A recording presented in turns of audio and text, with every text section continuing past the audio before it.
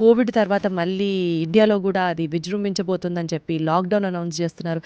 గందరగోళంగా ఉంది. ఫస్ట్ అసలు హెచ్ఎంపీవీ అంత ప్రాణాంతకమా కాదా? అదేం కొత్త వైరస్ కాదు, అదొక బచ్చ వైరస్. మీ కెరియర్‌లో the best phase, best moment you cherished being a pediatrician ఏంటి? This is one case which have really touched my heart. నేను యూకేలో I started that infusion and you wouldn't believe within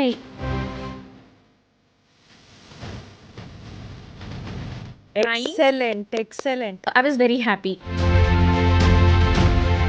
కొన్ని సిట్యుయేషన్స్‌లో డాక్టర్స్‌నే జనాలు తప్పుగా తీసుకున్న సందర్భాలు గూడా ఉంటాయి.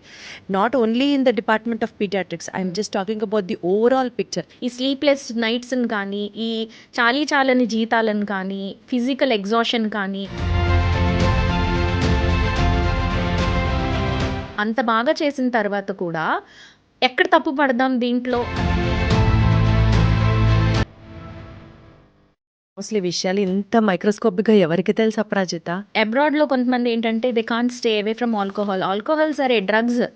9th మంత్ మదర్ చక్కగా డ్రగ్స్ తీసుకొని హాస్పిటల్కి వచ్చి ఐఎమ్ ఆన్ ఇట్ అని చెప్తుంది, ఐఎమ్ హై అని చెప్తుంది. These babies are born. మాట రావట్లేదు, లేకపోతే పిల్లలు గడగడగడ మాట్లాడాలి, తొందరగా మాట్లాడేసేయాలి అని నోట్లో వసపోయడం. డూ యూ థింక్ ఇవన్నీ నిజంగా యాడ్ చేస్తాయా? ఒక సాఫ్ట్వేర్ ఇంజనీర్ ఒక 4th month ఓల్డ్ బేబీని Andhra medical college King George హాస్పిటల్కి he brought the child dead. ఏం చేశారు సార్ అంటే డైలీ అంత చిట్టికెడు జీలకర్ర, ఎంత షాకింగ్‌గా ఉందో తెలుసా అపరాజిత?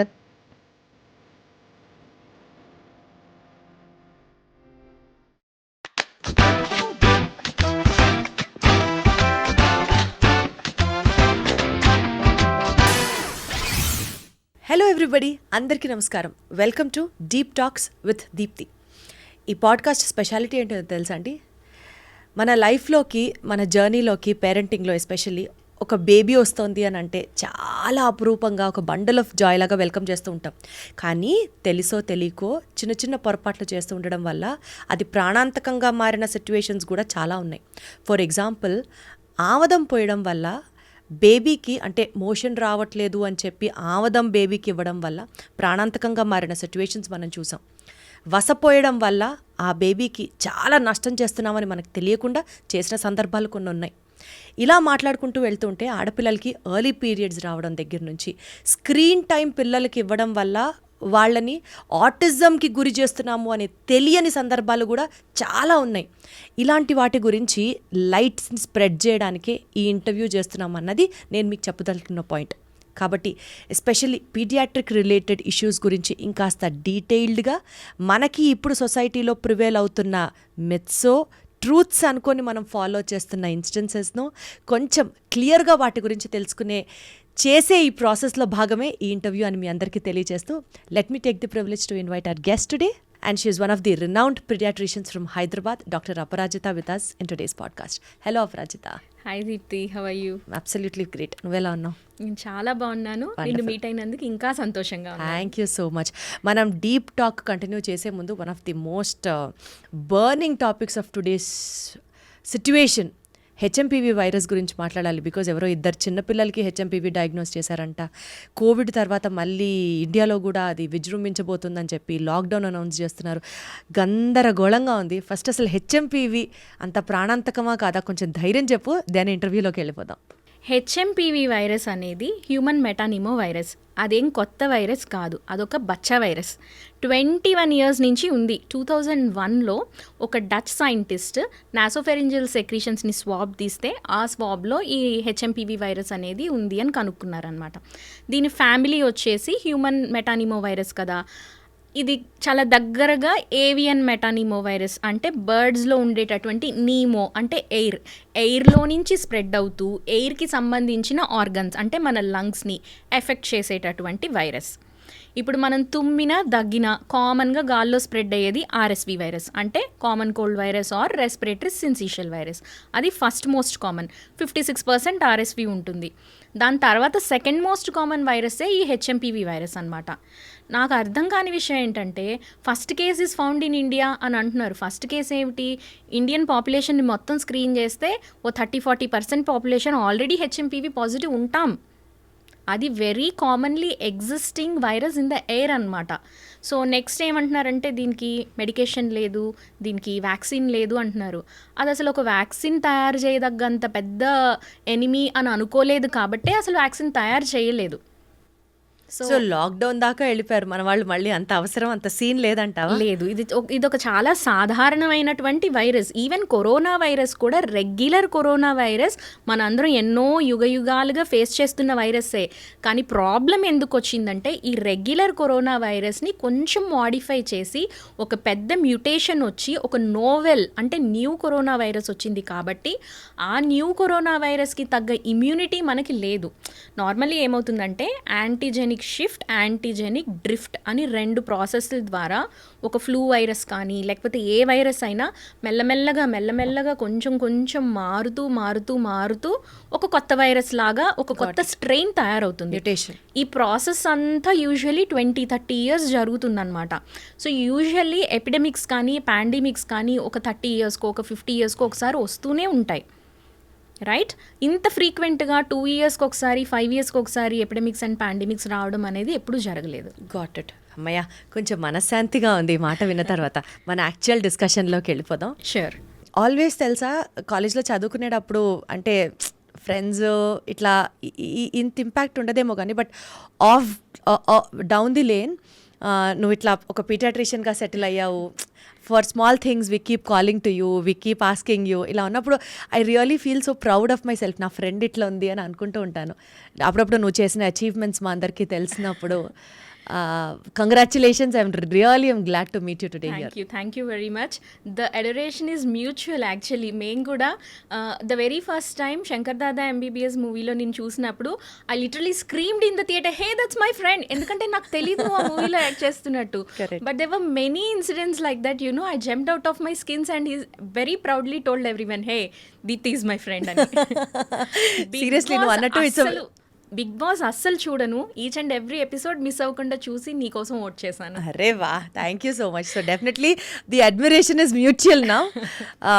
So to start our show, Aparajita, అసలు చెప్పు, పీడియాట్రిషియన్ అవ్వాలి అని నీకు ఎందుకు అనిపించింది? I think I was in around class 3 or class 4 when my dad wanted me to sign up for a oration program, elocution program at school. Topic ఏంటి అంటే my ambition. మా ఫాదర్కి ఏంటంటే మా ముగ్గురులో ఎవరన్నా ఒక్కళ్ళనన్నా సివిల్స్కి పంపించాలి, ఐఏఎస్ ఐపీఎస్ ఐఆర్ఎస్ అన్న 3 ముక్కలు పేరు వెనకాల చూసుకోవాలి అని ఆయన కోరిక అనమాట. సో కొంచెం నన్ను మ్యానిపులేట్ చేద్దాం అని ఐఆర్ఎస్ అవ్వమ్మా, ఐఏఎస్ అవ్వమ్మా, నీకు వెనకాల ఇలా ఉంటుంది. అప్పట్లో Chitra Ramachandran was the IAS officer in Vijayawada. మన బందర్ రోడ్ మీద ఆవిడ ఇల్లు చూపించి, ఇదిగో ఇలా బంగ్లా ఇస్తారు, ఇలా కార్ ఇస్తారు అని కొంచెం ట్రై చేశారు ఇన్ఫ్లుయెన్స్ చేయడానికి. Then I said, fine daddy, మన మొత్తం కంట్రీలో హయ్యెస్ట్ పర్సన్ ఎవరు? ఏదో prime minister or president. Even వాళ్ళకి బాగాలేకపోయినా they go to a doctor. I believe a doctor is more powerful or impactful than anybody else. I want to be a doctor అని చాలా ఫర్మ్గా చెప్పాను.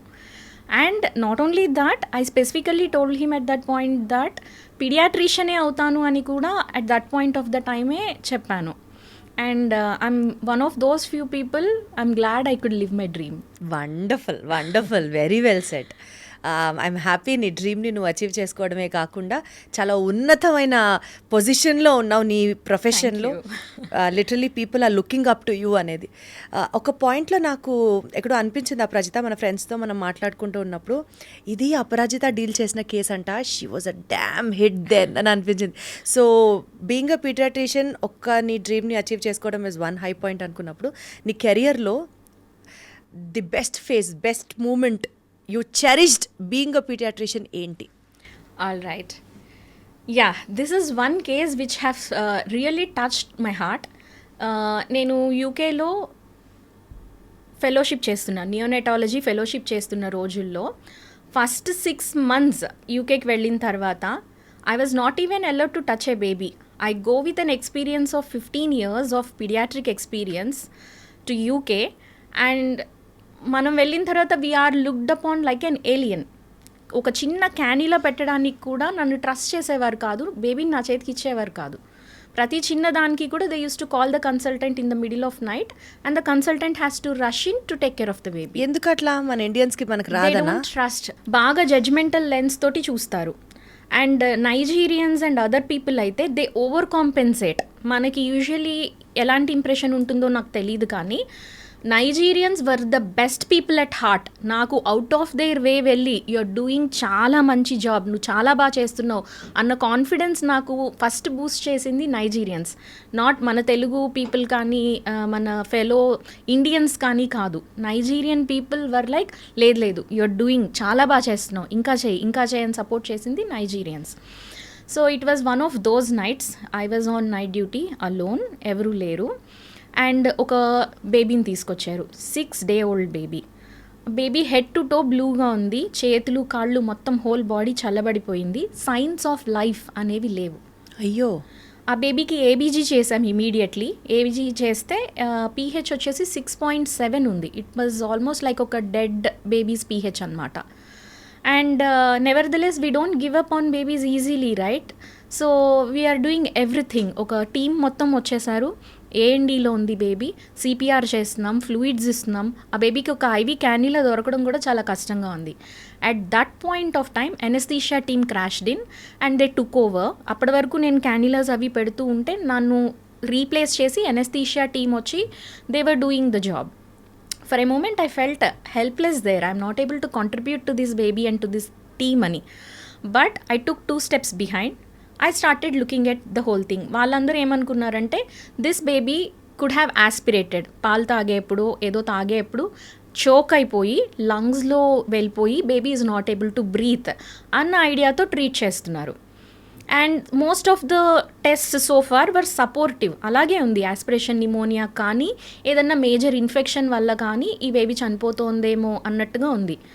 Usually heart disease at the day of 6 is not thought of. ఆ ఆలోచన ఎవరికి రాదు. Since I took those 2 steps back, నాకు ఎందుకో ఆలోచన వచ్చింది, ఇది హార్ట్ డిసీజ్ ఎందుకు అయి ఉండకూడదు.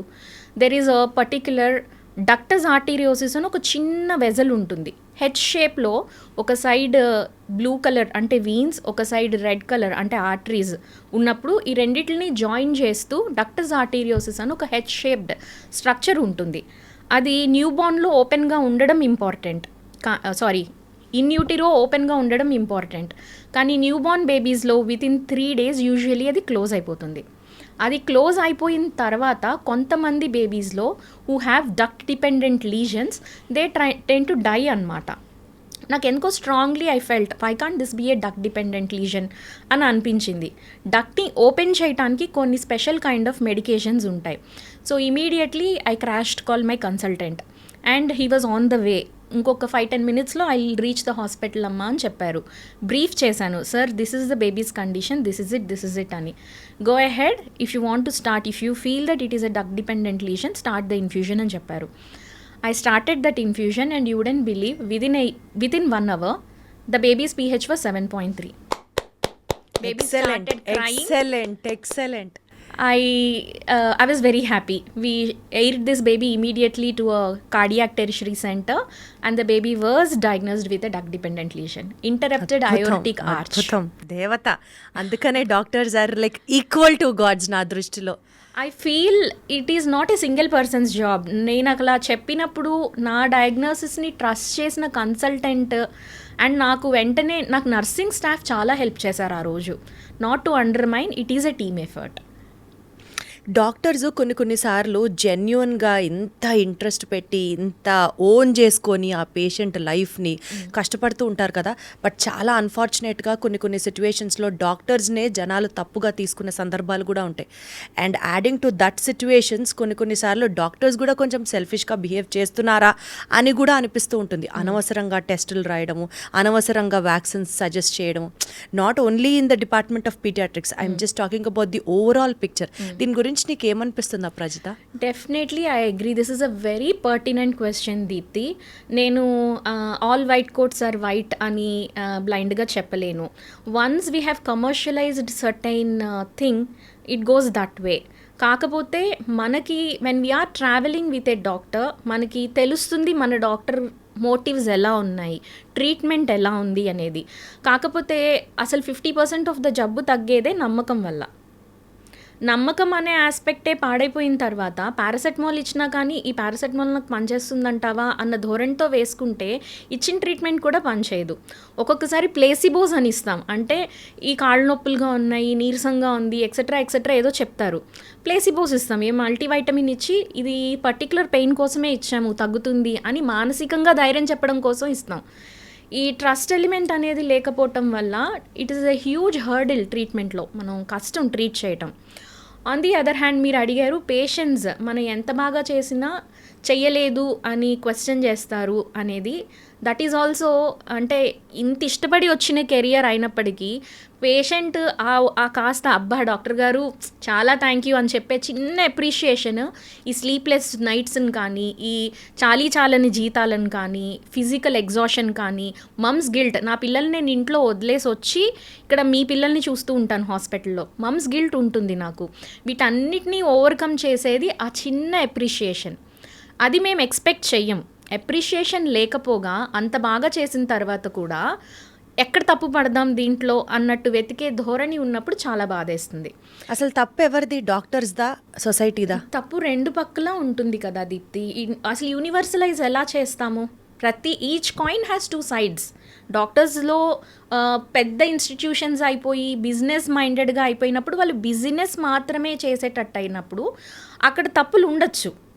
ఇప్పుడు ఒక బిజినెస్ లెట్ us సే మనం ఒక హోటల్కి వెళ్ళాం, ఒక హోటల్లో స్టే చేసాం, 10,000 బిల్ వచ్చింది. We're very happy to pay, ఎందుకంటే మన experience in a hotel was happy. ఒక హాస్పిటల్లో ఒక రూమ్లో ఉన్నాం, just like a hotel room, ఒక హాస్పిటల్ రూమ్లో ఉన్నాం.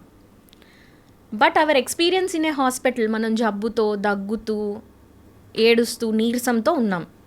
We're not happy to pay that 10K, which is both equal and the same. కానీ వీఆర్ నాట్ హ్యాపీ.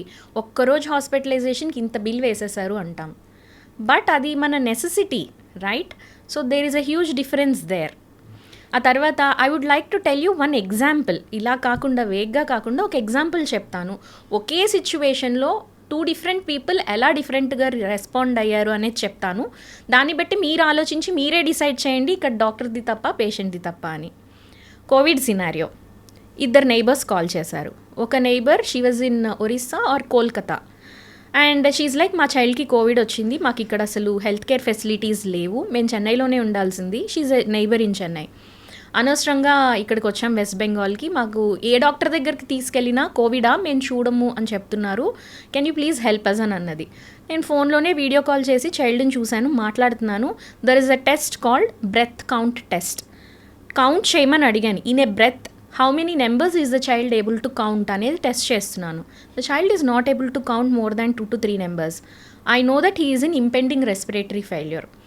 నేను మదర్ని కంగారు పెట్టకుండా చైల్డ్ని పక్కకు పంపించేసి చెప్పాను, this child needs to be on ventilator very soon, shortly, ఇంకొన్ని అవర్స్లో క్రాష్ అవుతాడు.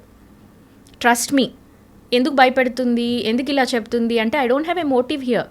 నేనేముంటుంది చెప్పు, నిన్ను తీసుకెళ్ళి నా హాస్పిటల్లో నా వెంటిలేటర్ మీద పెట్టుకోవడానికి నేను చెప్పట్లేదు. బట్ ఐ కెన్ ప్రిడిక్ట్, ఇంకా అవ్వలేదు నాకు తెలుసు, ఇంకా రెస్పిరేటరీ ఫెయిల్యూర్లోకి వెళ్ళలేదు, కానీ వెళ్ళేలాగా నాకు అనిపిస్తున్నాడు. నువ్వు ఏం చేస్తావో నాకు తెలీదు, నీకు ఫెసిలిటీస్ లేవు అని చెప్పకు, ఫ్లైట్ తీసుకుంటావా, కార్ తీసుకుంటావా, ఏం తీసుకున్నా సరే that child should be in a hospital right now అని చెప్పాను. Trusting me purely based on trust. She moved that child. Within an hour, that child crashed. 14 days, that child was on ventilator. He came out completely healthy, unscratched. He came back to me. The child hugged me. When I left Chennai, that mum was the first mum who cried the most. మీరు ఎందుకు వెళ్ళిపోతున్నారు? చెప్తుంటే నాకు goose bumps వస్తున్నాయి Aparajitha. On the other hand ఈ neighbour అయిపోయారు. ఇంకొక neighbour once in every 4 hours or 6 hours చైల్డ్కి ఫీవర్ స్పైక్ అయిన ప్రతిసారి మమ్ కాల్ చేస్తూనే ఉంది. ప్రతిసారి నేను ధైర్యం చెప్తూనే ఉన్నా. 3 days అయింది, 5 days అయింది, కోవిడ్ టెస్ట్ చేద్దాము అన్నాను. కోవిడ్ టెస్ట్ చేసాం, పాజిటివ్ వచ్చింది, అడ్మిట్ చేయండి అని చెప్పాను, అడ్మిట్ చేశారు. Dad ill treated the nurses. వాళ్ళని ఒక హౌస్ మేడ్స్ కన్నా ఘోరంగా అలా ఇల్ ట్రీట్ చేస్తున్నా పాపం వాళ్ళు పెయిన్లో ఉన్నారు, వాళ్ళ చైల్డ్కి బాగాలేదు, మీరు కొంచెం ఓర్చుకోండి. నాకు నా టీమ్ని ఎస్పెషల్లీ నా నర్సెస్ని ఇల్ ట్రీట్ చేస్తే నాకు చాలా బాధేస్తుంది. At some point or the other time నేను మెల్లగా వెళ్ళి చెప్తాను, వాళ్ళు హ్యూమన్ బీయింగ్స్ అండి, వాళ్ళని మీరు బాగా చూసుకుంటే వాళ్ళు మిమ్మల్ని ఇంకా బాగా చూసుకుంటారు అని. But situation was not like that. He was like he's entitled, అరుస్తున్నాడు అనమాట. He's a CA. Discharge moment వచ్చింది, he was not happy at all with whatever was done. And he is like, అసలు ఫస్ట్ నుంచి నువ్వు నాకేం treatment ఇచ్చావు, అదంతా నువ్వు ఫోనుల్లో మాట్లాడిందంతా కూడా నువ్వు రాసి నాకు ఒక సమరీ ఇవ్వు అని అన్నాడు ఏకవచనంలో. I said, did I charge you? నేను చార్జ్ చేయలేదు. I have done it on completely philanthropic note. కాబట్టి see, there is a thing called right to refuse a patient. Don't think you can walk all over us. Correct. Very very well said. మీరు mutually రెస్పెక్ట్ఫుల్గా nurses తోటి, doctors తోటి మీరు respect ఇచ్చి మీరు ఆ సర్వీస్కి వాల్యూ ఇస్తేనే మేము కూడా బియాండ్ అవర్ లైన్ స్టెప్అప్ చేసి మీకు మేము హెల్ప్ చేస్తాం. Just it's not taken for granted. No, I refuse to do this, please whatever you want to do, please you go ahead and you do అని చెప్పాను. He doesn't have a leg to stand on. ఎందుకంటే we provided hospital discharge summary, billing, everything perfectly. There is no basis. అంటే బెత్తం చూపించి భయపెట్టేద్దాం, sue చేసేద్దాం, these people are too soft కాబట్టి they don't know how to defend themselves, fight చేయలేరు అన్న impression. No, that's not right. Documentation is important here. మనం ఏం చేసినా to my fellow colleagues out there, this is what I tell them, documentation is always important. మనం చేసేదంతా కరెక్ట్గా చేస్తాం, కానీ 10 years డౌన్ ద లైన్ మనకి గుర్తుండదు ఆ రోజు ఏం జరిగింది అంటే ఎలా గుర్తుంటుంది. Correct correct. పర్ఫెక్ట్గా డేట్ అండ్ టైం వేసుకొని డాక్యుమెంట్ చేయాలి. నువ్వు అన్నట్టుగా డాక్టర్స్ మీద నమ్మకం ఉన్నప్పుడే they have to come up or step up and see a doctor and talk to them. Yes, వాళ్ళేదో వాళ్ళ పర్సనల్ మోటివ్స్తో ప్రజల ఆరోగ్యంతో ఆడుకుంటారు అని అనుకుని వాళ్ళ మీద అబాండాలు వేయడం అనేది నిజంగా కష్టంగానే అనిపిస్తుంది నాకు కూడా చూస్తుంటే. బికాజ్ ఎంత కష్టపడి చదువుతారు మీరు, ఎన్ని గంటలు, ఎంత ఎఫర్ట్ చేస్తారు, ఎంత ఒక పేషెంట్ హెల్త్ బాగుపడితే సంతోషించే వాళ్ళలో ఫస్ట్ మీరే కదా ఉంటారు. సినారియో ఎలా చేంజ్ అయిపోయిందంటే దీప్తి, ఒక 10 years ఎగో చిన్న చిన్న క్లినిక్స్ ఉండేవి, ఫ్యామిలీ డాక్టర్స్ ఉండేవారు. మనకి నమ్మకం ఉన్న మన ఫ్యామిలీ డాక్టర్ దగ్గరికి వెళ్ళి మా డాక్టర్ గారు ఇది చెప్పారండి, మేము ఇదే చేస్తాము అని ఫాలో అవ్వగలిగేవారు. ఇప్పుడు మనకేంటంటే వెయిటింగ్ లిస్ట్ అనేది ఉండకూడదు, కంపల్సరీ ఏసీ కావాలి. ఎవరి దాకా ఎందుకు, మా ఓన్ ఫ్యామిలీలో మేము ఒక ఫలానా ప్రొఫెసర్ చాలా బాగా ట్రీట్ చేస్తారు, ఆవిడ దగ్గరే డెలివరీకి మనం మన ఇంట్లో వాళ్ళని తీసుకెళ్ళాలి అని మనం రిక్వెస్ట్ చేసినప్పుడు we already know that the doctor is good. కాకపోతే ఆ డాక్టర్ ప్రాక్టీస్ చేసే క్లినిక్ చాలా మామూలు సెటప్ అనమాట, ఇలా ఏసీలని హైఫై కానీ ఉండవు. సో ఇన్సూరెన్స్ ఉంది. The moment we have insurance ఏం చేస్తాము, మాకు కావాల్సిన డాక్టర్ని రమ్మనండి, మేము ఆ so and so big hi-fi హాస్పిటల్కి తీసుకెళ్తాము. It is not our team. ఇప్పుడు ఆ డాక్టర్కి మంచి ర్యాపో ఎప్పుడు ఉంటుంది, నా మనసులో నేనేమనుకుంటున్నానో నా నర్స్కి ముందే తెలిసి ఇంజెక్షన్ లోడ్ చేసి నా చేతికి ఇచ్చింది ఎలా ఉంటుంది, నేను అడిగిన ఇంజెక్షన్ని కబోర్డ్లో వెళ్ళి వెతికి వెతికి వెతికి తీసుకొచ్చి కొంత టైం ల్యాప్స్ అవుతుంది కదా. సో ఆ ర్యాపో అనేది మిస్ అవుతాం అనమాట. సో హంగులు ఆర్భటాలు చూసి హాస్పిటల్కి వెళ్ళకూడదు, డాక్టర్ పనితీరు సత్తాన్ని తెలుసుకొని వెళ్తే మంచిది అన్నది చెప్తున్నాను. Yes. Absolutely, I agree to it.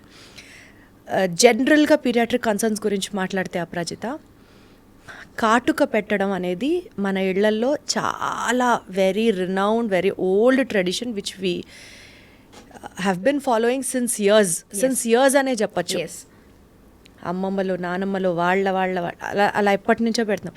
కానీ ఈ మధ్య ఎక్కడో వింటున్నాము కాటుక పిల్లలకి పెట్టడం కరెక్ట్ కాదు అని పీడియాట్రిషియన్స్ చెప్తున్నారు అన్నది రెగ్యులర్గా వింటున్నాం ఈ మధ్య. ఎస్పెషల్లీ అవేర్నెస్ ఎక్కువైపోయింది. కరెక్ట్. కాటుక పెడితే పిల్లల సైజు కళ్ళు పెద్దవిగా వస్తాయని, దాని తర్వాత కంటికి ఇన్ఫెక్షన్స్ రాకుండా ఉంటాయని కదా మనకి చెప్పారు. మరి మీరెందుకు వద్దంటున్నారు? కంప్లీట్లీ మిత్ అండి. ఎందుకంటే కన్ను సైజు ప్రీడిటర్మైండ్, కను సైజు పుట్టుకతో ఎంత వస్తుందో అంతే ఉంటుంది, కానీ కాటుకు పెట్టడం వల్ల ఎలా పెద్దదైపోతుంది first of all. Second of all, ఈ కాటుక ఇన్ఫెక్షన్ని ప్రివెంట్ చేయటం కోసం పెడుతున్నామని అంటున్నాం, కానీ ఇన్ఫెక్షన్ అనేది మన ఫింగర్ టిప్స్లోను నెయిల్స్లోనూ ఉంటుంది. కన్నును టచ్ చేయటం వల్ల డైరెక్ట్లీ మనం ఇన్ఫెక్షన్ని తీసుకెళ్ళి కంట్లో పెడుతున్నాం అనమాట. థర్డ్ ఆఫ్ ఆల్, కాటుక దేనితో తయారు చేస్తాం? ఇట్ ఈస్ బర్న్ట్ అండ్ ఒక తారీ సబ్స్టెన్స్ని తీసుకొచ్చి పెడుతున్నాం. There are studies which tell us that ఈ తార్ సబ్స్టెన్స్ కాజ్ చేస్తున్నటువంటి ఇరిటేషన్ వల్ల on the long run it can even cause carcinoma. Skin cancers వచ్చేందుకు అవకాశాలు ఉంటాయి కాటుక పెట్టడం వల్ల. అండ్ మనకి నేసోలాక్రిమల్ డక్ట్ అని చెప్పేసి ఇక్కడ ఒక డ్రైనేజ్ పాయింట్ ఉంటుంది, అది ఐస్ని నోస్ని కనెక్ట్ చేస్తుంది. ఈ డక్ట్ అనేది యూజువలీ పిల్లల్లో బ్లాక్డ్గా ఉంటుంది, అందుకే పిల్లలకు కళ్ళు నీళ్లు కారుతూ ఉంటాయి. ఈ నలుగు పెట్టి స్నానాలు చేయించేప్పుడు ముక్కు అది ప్రెస్ చేయాలి అని చెప్తూ ఉంటారు. అది నేసోలాక్రిమల్ డక్ట్ మసాజ్ అనమాట. That is a good practice. ఈ కాటుక పెట్టడం వల్ల ఎన్ఎల్డి ఇంకొంచెం బ్లాక్ అవుతుంది, దానివల్ల కళ్ళల్లోంచి నీళ్లు కారడం అనేది ఇంకొంచెం ఎక్కువగా జరుగుతుంది. సో ఏ విధంగా చూసినా కానీ కాటుక పెట్టడం అంత మంచి లక్షణం కాదు. మెయిన్లీ ఇంకొకటి మీరు మిస్ చేసింది ఏంటి అంటే దిష్టి. ఎగ్జాక్ట్లీ, దిష్టి తగలకూడదు కాబట్టి కాటుక పెడుతున్నాం అని అంటారు. అది కూడా సన్నగా నాజుగ్గా పెట్టరు, రాక్షస కళ్ళలాగా వండగా పెట్టి. But I'm glad to say that ఈ మధ్యకాలం చాలా మందికి అవేర్నెస్ పెరిగింది. ఇప్పుడు వచ్చే బేబీస్ క్యూట్గా వస్తున్నారు, ఈ కాటుకలు అవి పెట్టట్లేదు, పెట్టినా ఏదో తల్లోనో లేకపోతే అరికాల్లోనో పెడుతున్నారు, which is very good change.